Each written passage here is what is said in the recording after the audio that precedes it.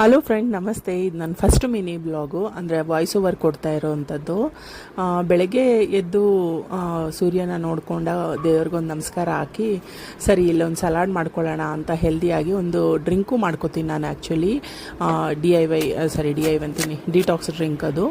ಸ್ವಲ್ಪ ವೆಜಿಟೇಬಲ್ಸ್ ಎಲ್ಲ ಹಾಕಿ ಇಲ್ಲಿ sweet corn salad, tomato, capsicum, carrot ಎಲ್ಲ ಹಾಕಿ ಸ್ವೀಟ್ ಕಾರ್ನ್ ಸಲಾಡ್ ಮಾಡಿ, ವೆಜಿಟೇಬಲ್ಸ್ ಜೊತೆಗೆ ಒಂದು ಸ್ವಲ್ಪ ಆಮ್ಚೂರ್ ಪೌಡರು, ಚಾಟ್ ಮಸಾಲ, ಒಂದು ಸ್ವಲ್ಪ ಸಾಲ್ಟು, ಒಂದು ಸ್ವಲ್ಪ ನಿಂಬೆಹಣ್ಣು ಮತ್ತು ಕೊತ್ತಂಬರಿ ಸೊಪ್ಪು, ಇದಿಷ್ಟು ಹಾಕಿ ಒಂದು ಸ್ವಲ್ಪ ಗಾರ್ನಿಷಿಂಗೋಸ್ಕರ ಅಂತ ಒಂದು ಸ್ವಲ್ಪ ಮಿಕ್ಸರ್ ಹಾಕಿ ಸ್ವೀಟ್ ಕಾರ್ನ್ ಸಲಾಡ್ ಮಾಡ್ಕೊಂಡಿದ್ದೆ.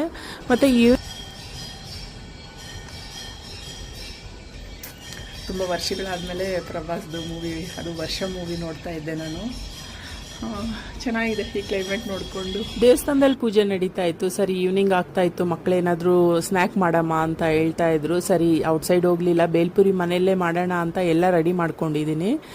ಹುಣ್ಸೆಹಣ್ಣು ಗೊಜ್ಜೆಲ್ಲ ಮನೆಯಲ್ಲೇ ಮಾಡ್ಕೊಂಡಿದ್ದೆ, ಕಡಲೆಪುರಿನೂ ಇತ್ತು. ಸರಿ ಇಲ್ಲಿ ವೆಜಿಟೇಬಲ್ಸ್ ಎಲ್ಲ ಕಟ್ ಮಾಡಿ ಇಟ್ಕೊಂಡಿದ್ದೆ, ಸೌತೆಕಾಯಿ, ಕ್ಯಾರೆಟು ಮತ್ತು ಹಸಿಮೆಣ್ಸಿನ್ಕಾಯಿ ಮತ್ತು ಒಂದು ಸ್ವಲ್ಪ ಈರುಳ್ಳಿ, ಅದೆಲ್ಲನೂ ಗೊಜ್ಜೂ ಮಾಡ್ಕೊಂಡಿದ್ದೆ ನಾನು. ಕೊತ್ತಂಬರಿ ಸೊಪ್ಪು, ಪುದೀನ, ಒಂದು ಸ್ವಲ್ಪ ಬೆಳ್ಳುಳ್ಳಿ ಮತ್ತು ಒಂದು ಸ್ವಲ್ಪ ಹಸಿಮೆಣ್ಸಿನ್ಕಾಯಿ, ಇದಿಷ್ಟನ್ನು ಹಾಕಿ ರುಬ್ಕೊಂಡಿದ್ದೆ.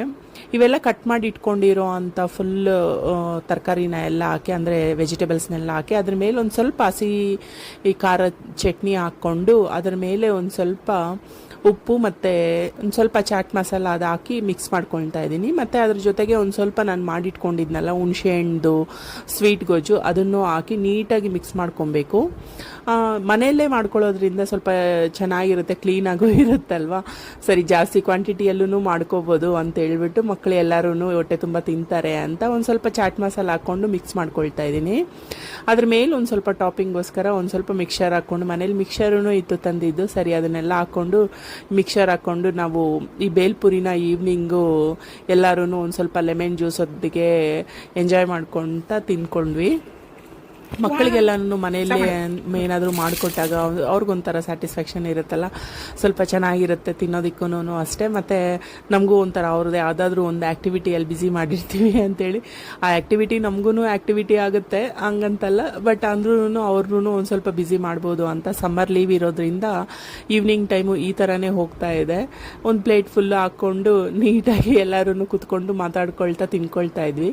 ಅಷ್ಟೊತ್ತಿಗೆ ನಮ್ಮ ಮನೆಯವರು ಬಂದಿದ್ದರು. ಸರಿ ಅವ್ರಿಗೂ ಒಂದು ಸ್ವಲ್ಪ ಕೊಟ್ಟು ಕಾಫಿ ಕುಡಿದು ಇವ್ರ ಜೊತೆ ಒಂದು ಸ್ವಲ್ಪ ಟೈಮ್ ಸ್ಪೆಂಡ್ ಮಾಡಿ, ಮತ್ತು ಈವ್ನಿಂಗ್ ಒಂದು ಸ್ವಲ್ಪ ಪನ್ನೀರ್ ಮಸಾಲ ಮಶ್ರೂಮ್ ಕರಿ ಮಾಡಿಕೊಂಡು, ಅದ್ರ ಜೊತೆಗೆ ಯಾವಾಗಲೂ ಚಪಾತಿ ಯಾಕೆ ರೊಟ್ಟಿ ಮಾಡ್ಕೊಳ್ಳೋಣ ಅಂತ ನಾನು ಇಲ್ಲಿ ಮಿಲೆಟ್ ರೊಟ್ಟಿ ಮಾಡ್ಕೊಂಡಿದ್ದೀನಿ. ಗ್ರೇವಿನೂ ಮತ್ತು ರೊಟ್ಟಿ ತುಂಬ